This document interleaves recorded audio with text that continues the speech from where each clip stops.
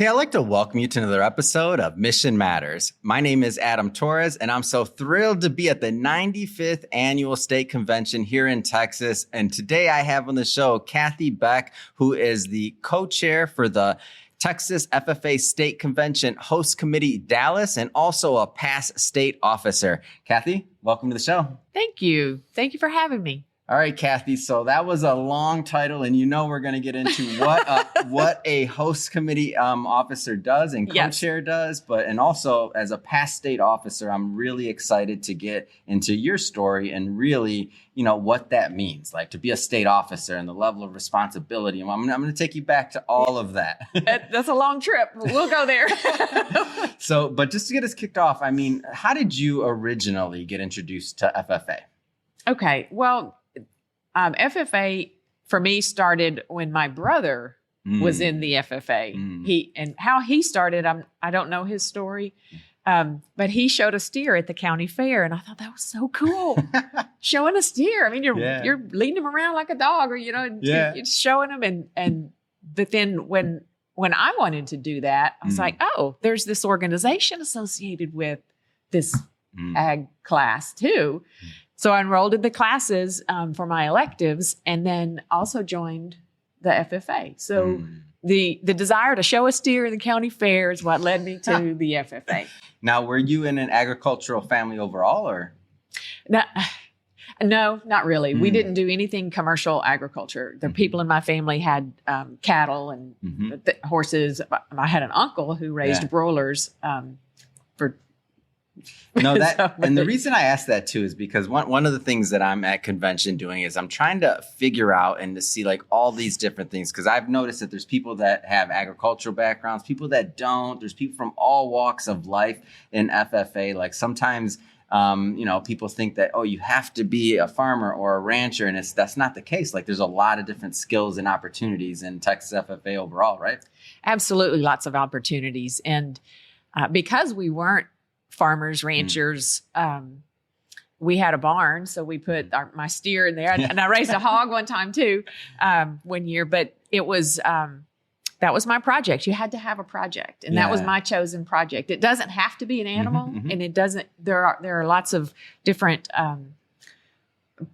avenues, I guess, for participating in FFA. How did those early years, like I want to stay in the early part a little longer, because we're talking a lot about development, and we're talking about the values and just what FFA brings to these members, these young adults as they're growing up in that organization. Like how did that affect you, do you feel, early on? And we're going way back there, way back there. I guess for me, I just did what a normal kid does. I'm in high school. This is what I want to do. So I'm going to enroll in that class. We're going to learn about breeds of animals and things like that. But so when I joined the FFA, there were these competition things going on. Wait, what? There's a contest for judging an animal? Yeah. Wait, there's a contest for how to conduct a meeting?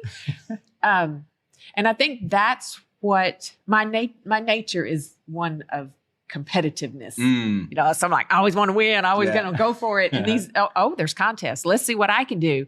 And then just putting in the effort and working to participate in those activities taught me some work ethic things. It started building the life skills that I call on daily today.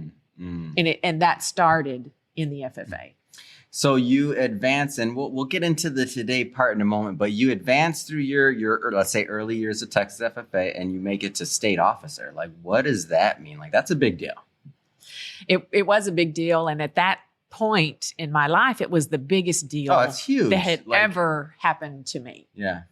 Huge.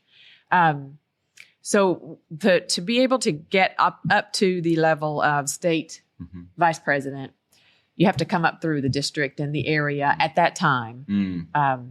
And so that meant I had to be a chapter officer. So I had to. It's a lot of responsibility. I had to run for office for that. That's a lot of responsibility. and then we conducted the meetings, and we talked about what contests we wanted to participate, all the things. And then I had to run for district office. So then I was elected there by the members. Our organization is still student led, and members vote. And then I went to the area level, and then from area, I was chosen to run for state. Wow, what was that like? So that I didn't really know what was coming down the tracks. Hold on. I get intimidated. For everybody that's watching this, just so you know, like when you're in front of this huge crowd, I mean, I went last year, was in Fort Worth. I went to last year, we're in this big old dome. I don't even know, convention center. There's all these people out there yelling. And I'm like, and this year we just actually, earlier today, the corporate sponsors walked out on stage, and to see all of these individuals, I get intimidated. So I'm like, for these state officers to be up there doing what they're doing, wow. Well, back in the day, we campaigned for the office. And so much like what we have in the exhibit hall today, we set up a tabletop booth. Oh, and I stood at the booth. And then as all the members were going by, we're shaking hands and vote for me. And kissing babies. Kissing babies. So, but that was the first time I ever had my picture taken and put onto a card for campaigning so that I could hand out these things. So that kind of taught me a little bit about networking. Again, all the life skills were just happening to me without me really realizing that it was happening. And of course, I guess you don't really realize that you've achieved growth until you're past that point and you look back to see it. And so that whole thing was just a whirlwind for me. That the year that I was state vice president, I traveled around my area and I spoke at the end of the year awards banquets. Wow. For the different schools. I think overall I may have done like 100 banquets. Oh my gosh, you were on a Roosevelt campaign, like doing stump speeches. That's amazing. And I was collecting the agenda, the brochure thing for the banquets, and I had all the chapter officers sign the brochures. And so I had this stack of brochures for chapters where I had been to speak and occasions where I was chosen to speak. And I'll tell you, the only reason I was able to get up in front of those people and to say anything that sounded like sense is because I went into the public speaking contest in FFA. And preparing for that, learning how to speak impromptu on my feet. I did prepared public speaking, so I had my speech memorized. But for the questions after, we had to do some answering and speaking on our feet. And so my ability to even address someone face to face and look them in the eye came from the preparation for that contest. And that's something so for everybody that's been watching this full series, you've heard multiple guests at this point that have told you about the idea that, a Texas FFA member and student, they're going to look you in the eyes when they shake their hand. Like they're going to be respectful. They're, yes, ma'am, yes, sir. Like these are values that are taught, of course, at home, but also through the chapters. Am I off on that? No, you're exactly right on that. And that's why this is so strong, because it is consistent throughout our organization, through all levels. Our motto is the same. Everything is there to help develop those skills that an FFA member should possess. And so, and the self-confidence that I gained from actually standing on my feet and delivering speech to someone. Most people never do 100 speeches in their life. Like what you just described, I mean, I know you started by saying that you were just going through the normal things. This is not the normal things or opportunities that people have, I would not argue. To be able to do 100 speeches in front of 100 different organizations and to campaign at that age, and we're not talking, you weren't even in college yet. Like, no. This is young. Yeah. I was a senior in high school. Wow. Yeah. Senior in high school. And so once I was elected, the bond, then the relationship building skills began, because as a team, my officer team, we relied heavily on one another to get through that year of some pretty high expectations. Oh yeah. And I'm still really dear, good friends with my officer team. Oh, I'm glad you said that, because I was going to ask you. So have those relationships continued and carried on into your adult life? Absolutely have continued and carried on. And we may not see each other for a few years, like we had our reunion year in, I'm not going to say the years. You don't have to say. But anyway, we had our reunion year and we hadn't seen one another in 30 years. Wow. But we picked up right where we left off. Get out of here. And there was this, we were intimate. It was like a time machine. Intimate strangers is really what we were. And Wow. the feeling there was just, it was kindred. They felt the same. We had the same experience. We had gone through that. And participating in the Past State Officer organization kind of has some of that same feeling because everybody's year is different and it's all unique, but we all know what it was like to be in the spotlight like that as an FFA member. And so that, yes, those relationships last. Yeah. They're just, you're bound. So talk to me a little bit about what keeps you in, let's just say, the FFA game even today. Like as a co-chair, as a PSO, like being part of the organization, like what keeps you motivated and excited to still come out and give your time? What keeps me motivated is seeing the young people. I was in their shoes. I was in that jacket. I was there. I know how overwhelming this is. I also know how exciting it is. Yeah. I also know the endless possibilities that come into being. Oh, I could do that. Oh, I can do this. What do you mean I could do that? Oh, I can. There are so many opportunities. And so the thing that keeps me coming back is to get some of that myself, selfishly. That energy, it is contagious. It is phenomenal to be on the floor for that opening ceremony for these general sessions. But what keeps me coming back is just the desire to pay back for what the organization built and gave to me. And if we always have to pay it forward. Well, I'm doing that. Yeah. So there's a lot of corporate sponsors, a lot of individuals here, and I want you to maybe take a moment and talk to some of the leaders out there that maybe, so a lot of business owners, entrepreneurs, executives that watch this show. And if they're not here and if they don't know about the Texas FFA, why should they get involved? Well, we have done, I think we are on a second round of study for industry perception or industry experience with FFA members versus non-FFA members.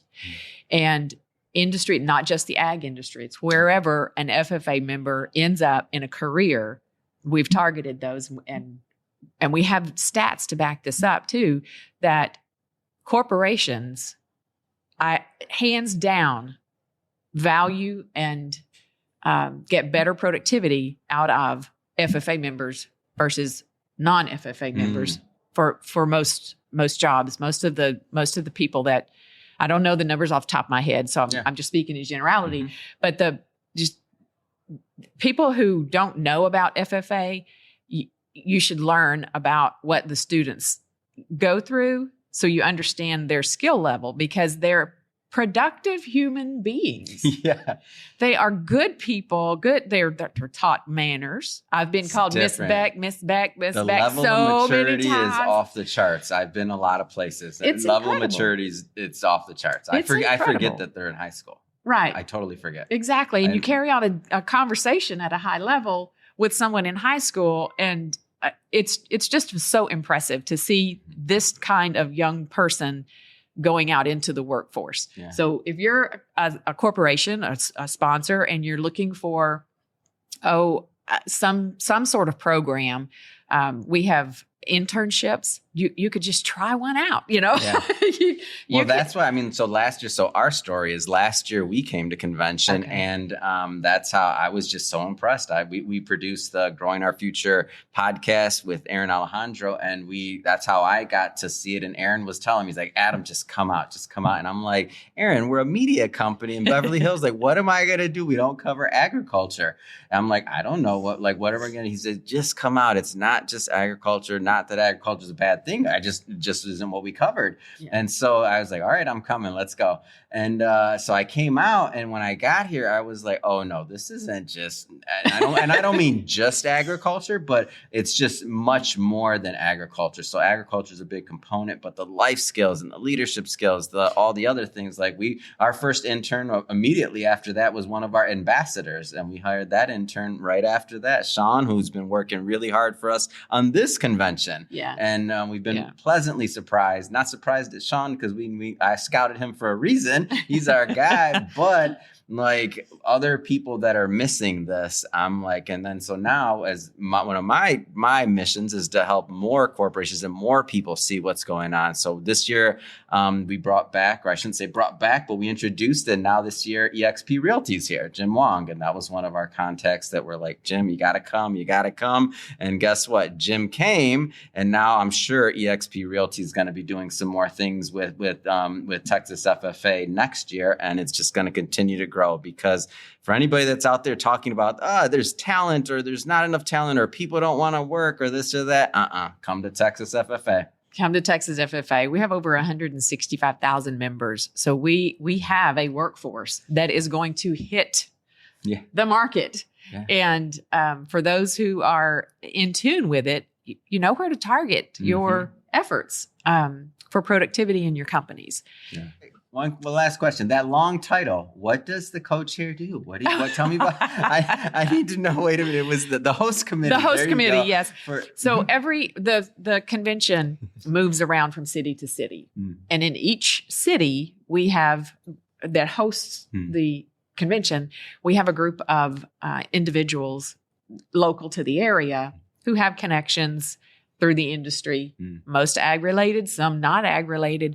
And we raise the funds to pay for the convention and the leadership programs that happen throughout the year for ag teachers and students alike. And so it's a fundraising committee. Fantastic.